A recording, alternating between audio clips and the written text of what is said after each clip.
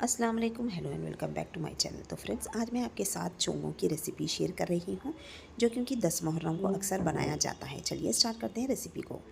लेकिन इससे पहले चैनल पर नए हैं तो रेसिपी को लाइक शेयर एंड चैनल को सब्सक्राइब ज़रूर कर लीजिए। बहुत ही क्रिस्पी और सॉफ्ट बनकर तैयार होते हैं। यहाँ पर मैंने एक कटोरी से शक्कर ली है और उसी कटोरी के हिसाब से 2 कटोरी मैंने मैदा लिया है और 2 बड़े टेबलस्पून मैंने घी लिया है और आधा टीस्पून छोटा नमक लिया है और काजू बादाम और पिस्ता को मैंने धोकर भिगोकर कट कर लिया था बारीक। अब यहाँ पर मैं एक बर्तन में 2 कटोरी जो कि हमने मैदा लिया है वो ऐड कर रही हूँ और उसमें मैंने आधा छोटा टीस्पून नमक ऐड किया है। अब मैं इसमें घी ऐड कर लूँगी। ये घी मैं आधे से थोड़ा ज़्यादा ऐड करूँगी इसमें। घी अगर आप मैंने यहाँ पर घी इस्तेमाल किया है, अगर आप चाहते हो तो आप ऑयल का भी इस्तेमाल कर सकते हैं। ये ऐड करने से इसमें क्रिस्पीनेस आती है। अब हम अच्छे से घी को आटे के साथ मसल लेंगे इस तरीके से।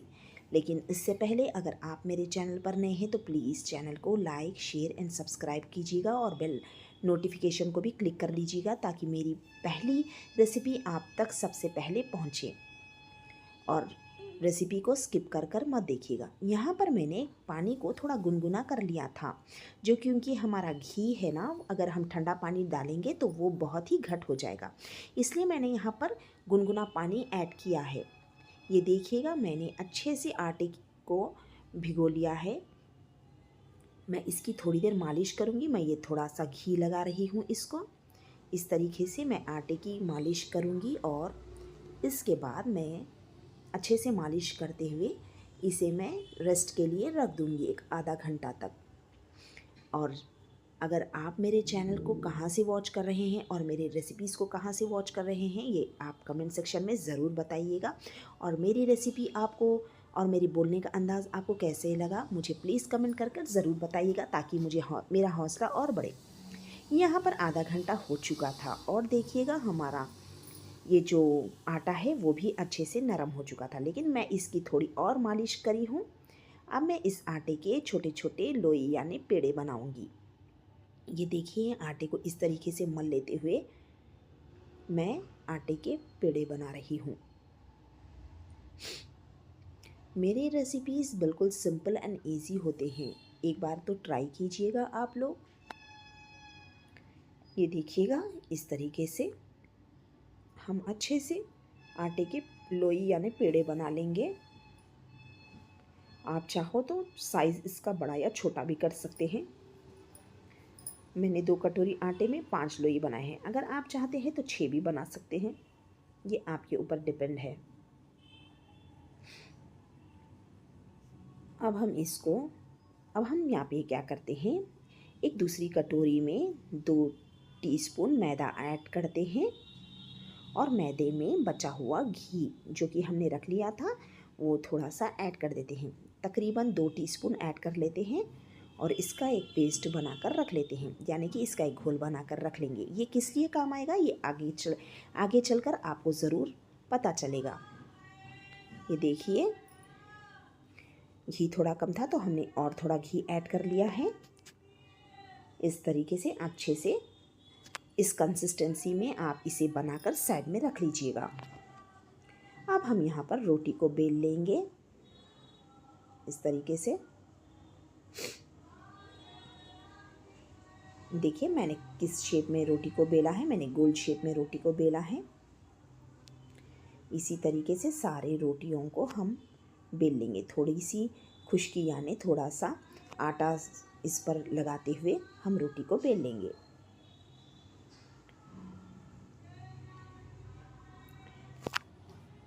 मुहर्रम में अक्सर शरबत बना करता है, लेकिन ये साउथ इंडिया में चोंगे बहुत ही फेमस है। ये देखिए, इस तरीके से मैंने अच्छे से रोटी को गोल बेल लिया है। अब मैं दूसरा पेड़ा लूँगी और इसे भी मैं अच्छे से बेल लूँगी इस तरीके से। अच्छे से बेल लूँगी। सारे रोटियों को इसी तरीके से मैंने बेल लिया है। मैंने 5 भी रोटियों को बेल लिया है। देखिएगा, जो हमने बैटर बना कर रख लिया था वो अब काम आएगा। इसे मैं क्या करूँगी, थोड़ा थोड़ा कर कर सारे इस तरीके से रोटी पर स्प्रेड कर लूँगी। देखिएगा बिल्कुल कॉर्नर्स और बीच में कहीं भी इसे छूटना नहीं चाहिए, कोई भी जगह इसे सारे कवर करना चाहिए रोटी को। फिर हम क्या करते हैं, दूसरी रोटी इस पर इस तरीके से लगा लेंगे। फिर हम थोड़ा सा ये बैटर स्प्रेड करेंगे इस पर। इसी तरह हम एक पर एक सारे रोटियों को इस बैटर से कवर कर लेंगे।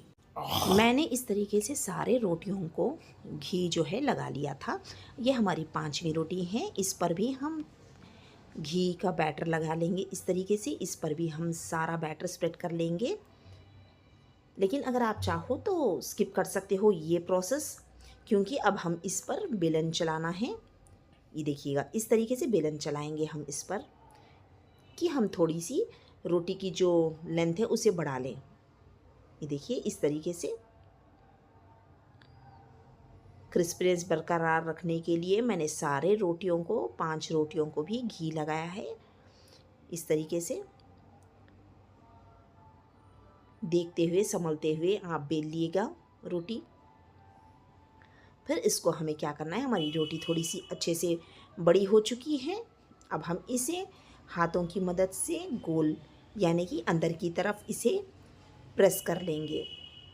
ये देखिए अच्छे से हमारी रोटी बड़ी हो चुकी है। अब हम इसे इस तरीके से दबाते हुए रोटी को राउंड मोड़ लेंगे। देखिए इस तरीके से थोड़ा सा दबाकर इसे हम इस तरीके से हाथों की मदद से रोल बना लेंगे।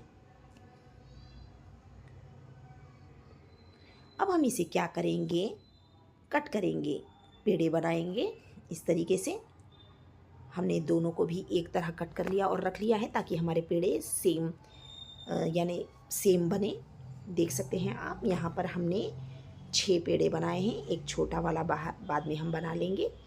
ये कॉर्नर को हम इस तरीके से पिछले हिस्से यानी नीचे की तरफ हम दबा लेंगे ताकि ये खुलकर तलते वक्त प्रॉब्लम ना क्रिएट करे। ये देखिएगा हमने सारे पेड़ों को अच्छे से बना लिया है। अब हम इसे लाइट यानी हल्के हाथों से बेल लेंगे छोटे छोटे। याद रखिएगा इसे हल्के हाथ ही बेलना है। अगर आपको बेलना नहीं आता है तो थोड़ा सा इस पर आटा लगा सकते हैं, यानी आटा थोड़ा सा लगा सकते हैं। ये देखिए अच्छे से हमने बेल लिया है पहले वाले पेड़े को। ये दूसरा वाला पेड़ा है। इसी तरह हम सारे 6 भी पेड़ों को छोटा छोटा कर कर बेल लेंगे। ये देखिए हमने सारे पेड़ों को बेल लिया है। ये है छोटा वाला जो कि बच चुका था लास्ट में, ये वो वाला है।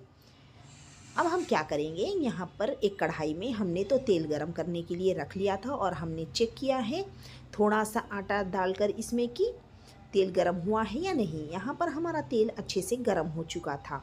अब हमने इसमें पूरी जो कि हमने तैयार की थी वो ऐड की है और इसे हमने मीडियम फ्लेम पर फ्राई होने के लिए रखा है। तेल अच्छे से गर्म हो चुका था, इसलिए आप देख सकते हैं साइड से हमारी पूरी ऊपर आ रही है।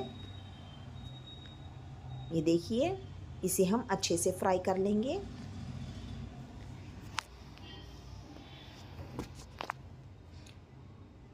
इसे हम गोल्डन ब्राउन फ्राई कर लेंगे। ये देखिएगा आप देख सकते हैं लच्छे भी कितने अच्छे आपको नज़र आ रहे हैं। इस तरीके से अल्टा पल्टी करते हुए हम इस पूरी को लाइट ब्राउन चाहे गोल्डन ब्राउन तल लेंगे। अगर आप इसे फर्स्ट टाइम बना रहे हैं तो इसे ज़्यादा ब्राउन होने मत दीजिएगा, क्योंकि ऑलरेडी तेल थोड़ा इसमें रहता है। उसकी वजह से ये बाहर निकाल कर रखने पर भी थोड़ी हॉट रहती है और इसका कलर थोड़ा डार्क ही टर्न होएगा। जो क्योंकि मैं ये अक्सर घर पर बनाया करती हूँ तो मुझे एक्सपीरियंस है और मैं देखिएगा इसे गोल्डन ब्राउन होने तक अच्छे से तल लूँगी। अगर आप बड़ी कढ़ाई लेते हैं तो उसमें आप 2-2 कर भी ऐड कर सकते हैं, लेकिन मैंने यहाँ पर छोटी ही कढ़ाई ली है। ये देखिए इस तरीके से मैंने अच्छे से फ्राई कर लिया है। देख सकते हैं आप इसकी क्रिस्पीनेस कितनी है। अब हम सेकंड पूरी को भी ऐड कर लेंगे। इसी तरह हम सारे पूरियों को फ्राई कर लेंगे।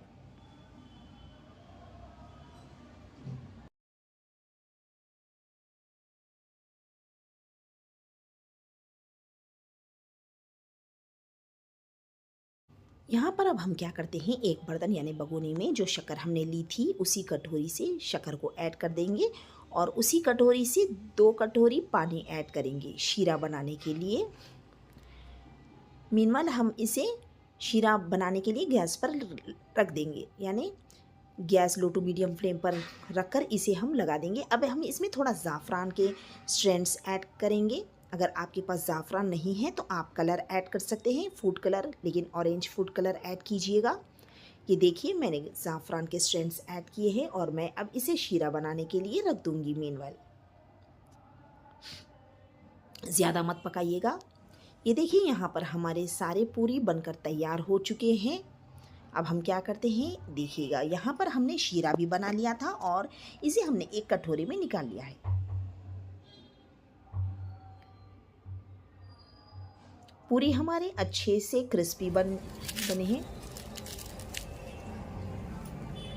देख सकते हैं आप। अब हम इसे क्या करेंगे, इस तरीके से एक एक पूरी कर डिप कर लेंगे हमारे शीरे में। सारे पूरियों को हम ज़्यादा देर तक नहीं रखना है, सिर्फ एक आधा मिनट इसे डिप कीजिएगा और इस तरीके से बाहर निकाल लीजिएगा। ये देखिए इस तरीके से बाहर निकाल लीजिएगा। एक एक करके सारे पूरियों को इस तरीके से ऐड कीजिएगा और बाहर निकाल लीजिएगा। यहाँ पर हमने सारे पूरियों को शीरे में डिप कर लिया है और अब हम इसे गार्निशिंग करते हैं। जो ड्राई फ्रूट्स हमने कट करके रख लिए थे उस ड्राई फ्रूट से हम इन्हें अच्छे से गार्निशिंग कर लेंगे। आप चाहो तो इस पर खसखस यानी पॉपी सीड्स भी डाल सकते हैं, लेकिन हमने वो नहीं डाला।